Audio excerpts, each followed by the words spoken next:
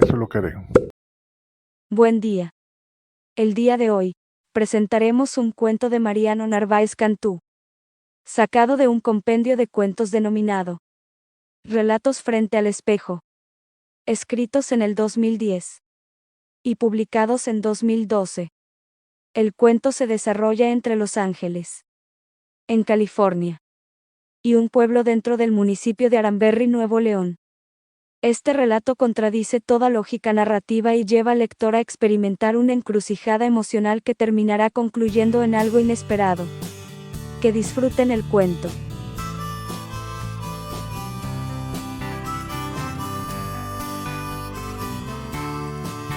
El regreso de Beatriz. Beatriz estaba cruzando la frontera 3 días después de haber salido de Los Ángeles. Una serie de condiciones desafortunadas la hicieron tomar esa decisión. Estaba dispuesta a regresar a su pueblo, del que había salido muchos años atrás en condiciones igualmente desfavorables. Su pueblo era una localidad ubicada a unos 45 kilómetros de la cabecera municipal de Aranberry, Nuevo León.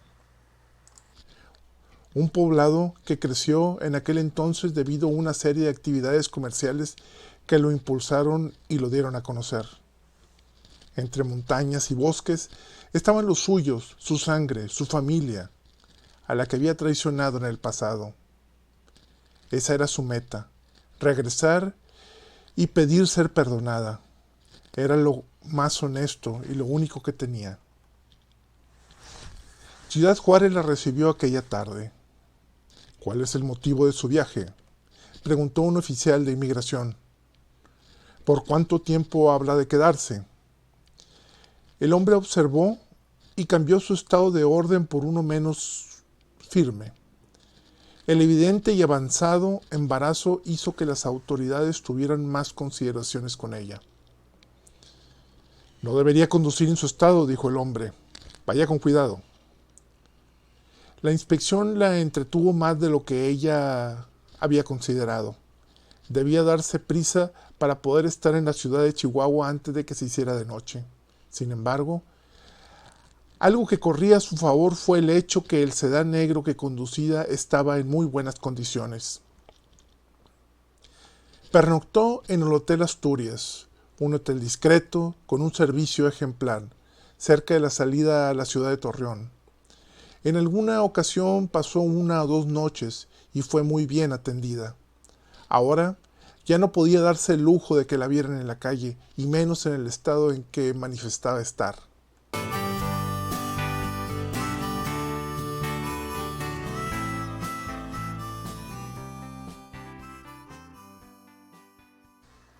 Se limitó a pedir servicio a la habitación.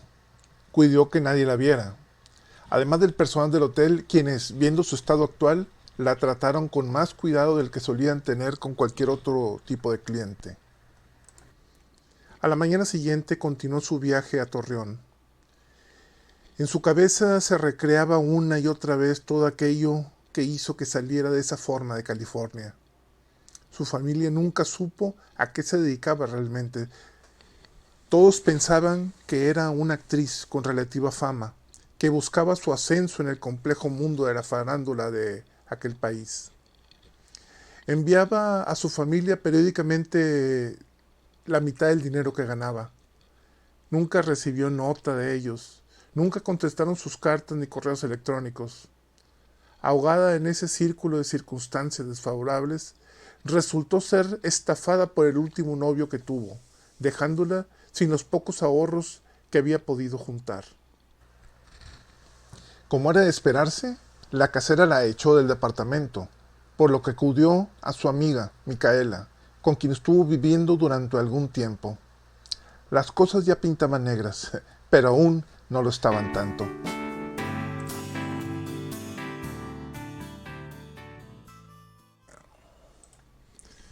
Beatriz trabajaba en una empresa de limpieza junto con su amiga, quien la recibió después de su desalojo.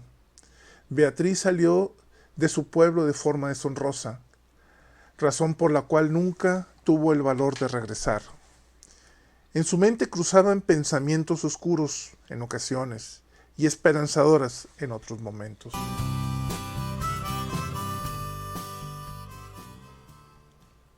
Haciéndose de valor, le comunicó a su amiga algo que había querido decirle desde hace mucho tiempo. Necesito salir de esta situación, le dijo, y creo que tú también. ¿Podemos poner nuestra propia empresa de limpieza y de este modo todo lo que ganemos será para nosotras? La idea sedujo a Micaela. Lo pensó por algunos días antes de acceder y después de ese tiempo comprendió que era la mejor idea que le habían propuesto desde que había llegado a esa ciudad. Pidamos un préstamo, dijo Micaela. Yo pido uno por mi parte y tú pides otro. Podremos hacernos de material, materias primas, uniformes y podremos montar de este modo esa empresa. El local de enfrente está vacío. No los puede rentar Mr. Thompson a un buen precio. El banco podía llegarle a prestar a Micaela hasta $35,000, lo cual era suficiente para comenzar. Sin embargo, a Beatriz le prestaban solamente $25,000. Llevaron a cabo su plan. Llenaron la papelería correspondiente y esperaron el tiempo prudente para recibir respuesta. Ambos préstamos fueron aprobados. En trámites separados juntaron $60,000. Se les ocurrió la genial idea de meter todo el dinero en una bolsa, una envoltura de papel de una reconocida firma de hamburguesas. Por un lado necesitaban el banco, por el otro no confiaban en él. No tenían la mentalidad de emprendedoras, por lo que debían hacer cuanto antes su plan de negocios. Se juntaron en la hamburguesería para ultimar los detalles del arranque de su nueva empresa. Estaban felices. El día en que les entregaron el dinero, tras haber comido un combo número 5, utilizaron esa bolsa para guardar el efectivo, como para despistar a los ladrones, según ellas. Debían regresar al banco al día siguiente para que les entregaran su chequera. La cuenta la abrieron solamente con $500. El resto la llevaban con ellas. ¿Tienes fuego?, preguntó un facineroso al segundo día de haber hecho la transacción. No molestes, le contestó, rodeándolo para llegar a la puerta del banco. El día anterior, ese mismo tipo estaba haciendo fila cuando todo ocurrió. Se les quedó viendo sin que ellas lo notaran. Se dio cuenta que el dinero lo guardaban en bolsas de comida. El sujeto sintió que era como quitarle un caramelo a un niño. Micaela estaba dentro de la sucursal y después de mucho esperar, el ejecutivo que los había atendido días atrás la mandó llamar.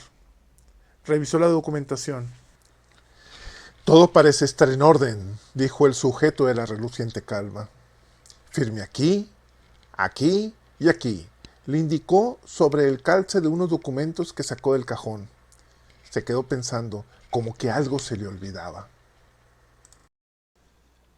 Necesito la identificación de su socia, dijo el ejecutivo del banco. La cuenta estaba a nombre de ambas, por lo que la firma de Beatriz era indispensable. Voy por ella, dijo Micaela, y desde la puerta del banco hizo una señal a Beatriz para que fuera. Ella entendió y fue sin dudarlo. Tal vez en ese momento fue cuando su pesadilla comenzó.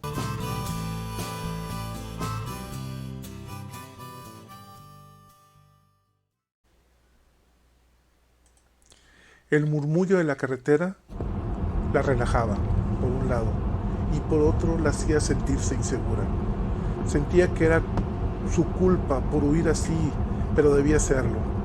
Ya no había nada que la retuviera en aquella ciudad de glamour y penumbras. Avanzó hasta llegar a Saltillo, luego a Monterrey. De ahí tomó el camino que la llevaría al municipio de Aranberry. Una vista hermosa en partes y en otras desolada. Dio vuelta al poniente para tomar una carretera vecinal con rumbo a San Viridiano, antes Nueva Marsella. La historia de aquel poblado era muy pintoresca, ya que fue fundado por pobladores franceses que se quedaron después de esa fallida invasión en el siglo XIX.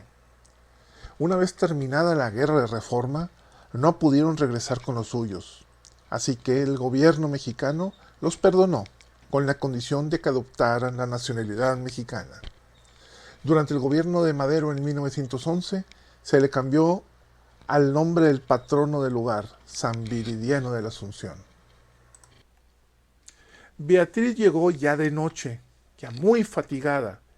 En su mente los recuerdos la asaltaban, la desviaban de su realidad y la sumían en una incertidumbre que la hacía no estar en paz.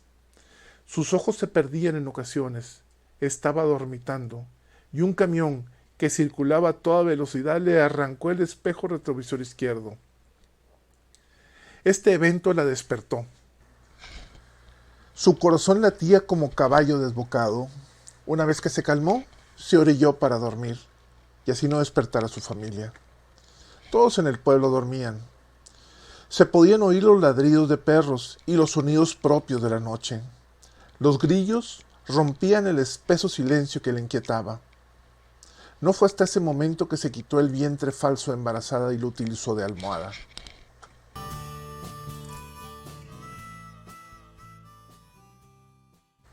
Revivió todo de nuevo, en un sueño. Al entrar, ella a la sucursal llevaba consigo un bolso de mano similar al de Micaela y una bolsa de papel con el logotipo de las hamburguesas que ambas adoraban. Su identificación, dijo el ejecutivo. Beatriz sacó su identificación, el hombre tomó los datos y se la devolvió. Ambas tenían bolsos de mano iguales, como muchas de las cosas que usaban. Beatriz llegó a observar que una patrulla se le quedaba viendo a su carro.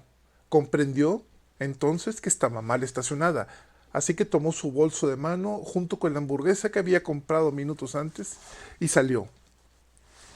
«¡No me multe!», gritó. «¡Ya lo estoy moviendo!». Una sonrisa traviesa pudo convencer al policía de que no la multara. «Esta es una advertencia», dijo el policía regresando la sonrisa tontorrona. Beatriz se dispuso a esperar a Micaela.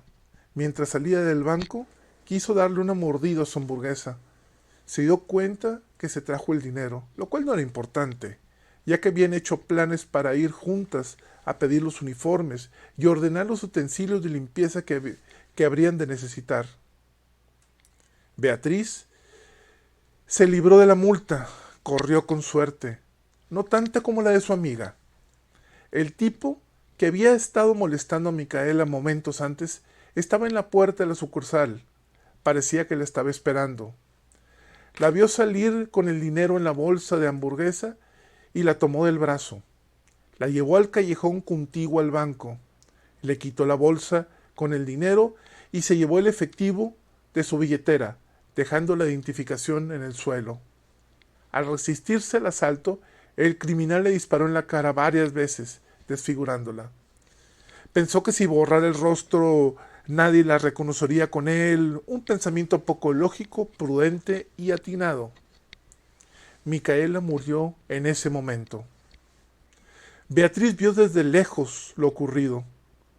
El tipo huyó, pero fue prendido algunas cuadras adelante con $35 y una hamburguesa con jamón, tocino y 3 quesos. Beatriz huyó, sin pensarlo, deteniéndose a las pocas calles. Se quedó fría. Tenía consigo $59,500. Pensó en regresar para declarar. Fue entonces cuando escuchó las noticias. Una joven de 27 años, de nombre Beatriz Montenegro, fue brutalmente asesinada por un criminal que responde al nombre de Jack Norris, un sujeto con una larga condena de delitos, decía la nota. La noticia no decía más cosas. Daba más información, pero ella no quiso poner atención.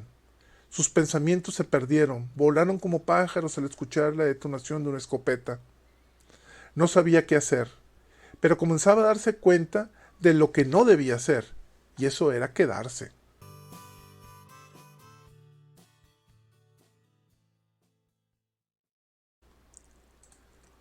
Al darse cuenta que la creían muerta, sabía que podía huir impunemente.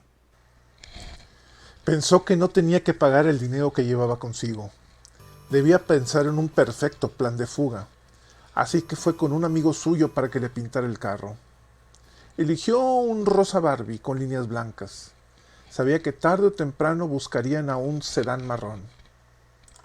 Así que decidió cambiarlo de color. Me tardo como 3 días, dijo el amigo. En ese momento, luces dentro de la mente de Beatriz se encendieron. Había concebido una mejor idea. ¿Tendrás un carro en buen estado que me sirva para moverme mientras tanto? Sí, respondió. Llévate el de mi hermana.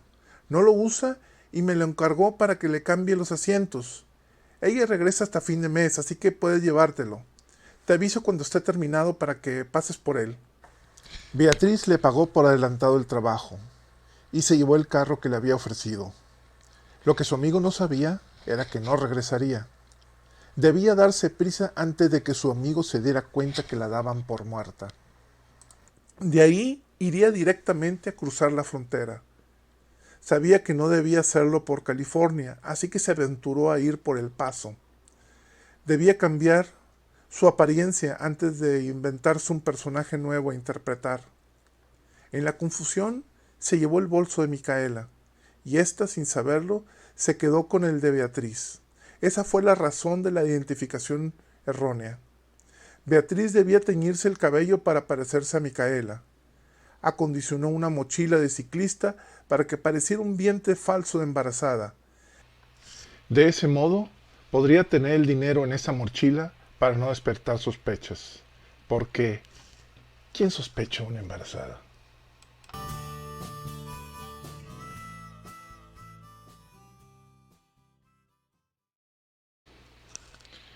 Esa noche en la que llegó al pueblo y en la que se encontraba tan cansada, la mochila se convirtió en una almohada, una con muchos dólares en efectivo. No debía perderla de vista. La gente que pasó por la calle a la mañana siguiente la veía dormir dentro del vehículo. Se despertó repentinamente pensando que debía reparar el espejo del carro de su amigo.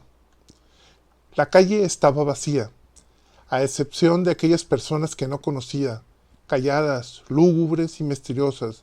La veían con extrañeza y con algo de recelo. Cuando menos lo pensó, ya se habían ido. Condujo por la calle vacía hasta llegar a la casa de su familia. El carro presentaba una abolladura del lado opuesto al del espejo siniestrado.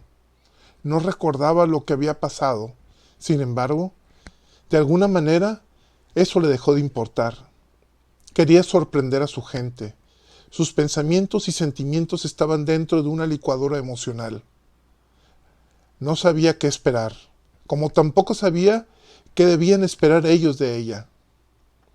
Pudo observar que muchas personas comenzaban a llegar a la casa de la familia de Beatriz. Esa que abandonó en condiciones deshonrosas años atrás. La abuela Margarita la vio entrar y subir por la puerta del patio. Fue cuando la siguió y la enfrentó. ¿Qué crees que estás haciendo?, preguntó la matriarca. La abuela Margarita era un personaje en el pueblo. Además de ser la organizadora del barrio y un pilar de la comunidad, leía las cartas y predecía la fortuna. La gente decía que tenía poderes sobrenaturales, pero eso nunca se pudo comprobar a ciencia cierta. Beatriz había subido la segunda planta por la puerta trasera de la casona, a poner sus cosas en la habitación que solía ser suya. Regresé, contestó ella. Por fin regresé. Elegiste un mal momento para hacerlo, respondió con el más claro de los reproches. ¿Por qué están todos reunidos? ¿Qué fue lo que pasó?, preguntaba ella. ¿No recuerdas el accidente? ¿Cuál accidente? Con esa pregunta había contestado lo que la abuela necesitaba saber. Pase lo que pase, no bajes. Ya habré de platicarte con calma y en su momento de qué se trata. Quiero ver a mis padres, exclamó en voz alta. ¡Baja la voz!, replicó. En la planta baja alguien preguntó algo, parecía ser el padre. ¿Quién grita ahí arriba? No es nadie, contestó Margarita. Enseguida abajo. No quiero que los mortifiques, dijo con una voz investida de la autoridad que ostentaba por ser quien era dentro de aquella familia. Te lo advierto. Margarita bajó. pero Beatriz no se podía quedar con la duda de lo que estaba ocurriendo ahí, así que se asomó. Hijita, sollozaba la madre, ¿qué fue lo que te pasó? ¿Quién te hizo esto? Al parecer, dijo la otra voz, todo ocurrió en la noche, cuando ella venía de regreso. ¡Qué infortunio! Beatriz era la mayor de 3 hermanas. En su mente fue atando cabos. Ocurrió de noche. Primero, hay una abolladura en el carro. Segundo, somos 3 hermanas y solo veo a Gloria, la menor. Tercero, cayó en cuenta que había atropellado a Sofía, la tercera hermana faltante del inventario mental de Beatriz. Maté a mi hermana de noche y me estacioné después para quedarme dormida, pensó para sí, atribuyéndose la responsabilidad del evento. Sofía era enfermera, Beatriz le pagó la escuela, trabajaba en el turno vespertino, en el hospital municipal y salía de noche. Se iba caminando a casa casi siempre. San Viridiano era un pueblo muy tranquilo. Por eso no quiere la abuela que baje, concluyó.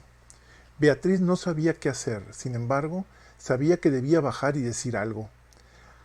Antes necesitaba vestirse para la ocasión. La velación se hizo en la casa. Mientras se vestía, se quedó dormida de nuevo.